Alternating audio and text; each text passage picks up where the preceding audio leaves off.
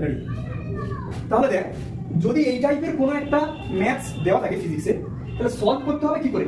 দেখ, আমরা করেছি এমনি সিম্পল, যেগুলো স্ট্রেট লাইন দেওয়া আছে সেই স্ট্রেট লাইনগুলো আমি করব যে তার আন্ডার এরিয়াতে পি এবং ভি গ্রাফের যে এরিয়া থাকবে সেই এরিয়াটা হচ্ছে আমার ওয়ার্ক ডান। ক্লিয়ার?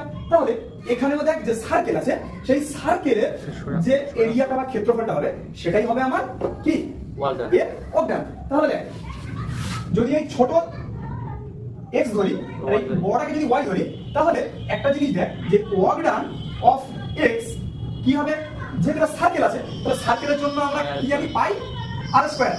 তাহলে বলতো পাই, আর এর যে আর আছে, দেখ টোটাল এখান থেকে এই পর্যন্ত পুরোটা হচ্ছে আমার 2r, তাহলে 2r এর হাফ হচ্ছে আমার আর, তাহলে এখান থেকে এই পর্যন্ত টোটাল হচ্ছে আমার যদি 10 - 5 যদি 5 হয়, তাহলে তার হাফ 2.5, তাহলে তার স্কয়ার, তাহলে পাই ইনটু 2.5 ইনটু 2.5 এত জুল।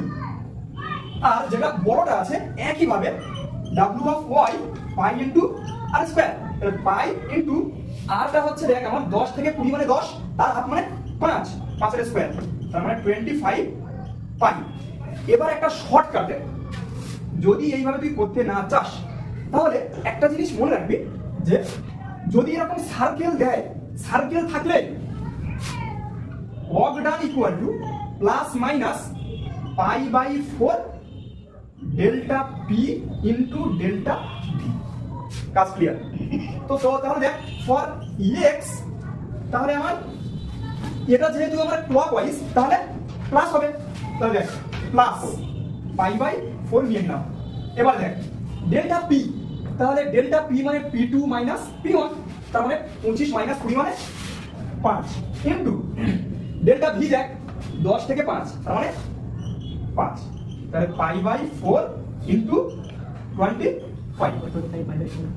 আর বড়টার জন্য দেখ y এর জন্য একইভাবে সেম, তাহলে বড়টার জন্য দেখ আমার অ্যান্টি ক্লকওয়াইজ, তার মানে এখানে মাইনাস নিয়ে নিলাম পাই by 4 into p2 minus p1, তার মানে 30 মাইনাস 20 মানে 10 ইনটু v2 মাইনাস v1 মানে 20 মাইনাস 10 মানে 10, তাহলে 100 বাই 4 পাই, তাহলে 4 25 সঙ্গে 100 পাই।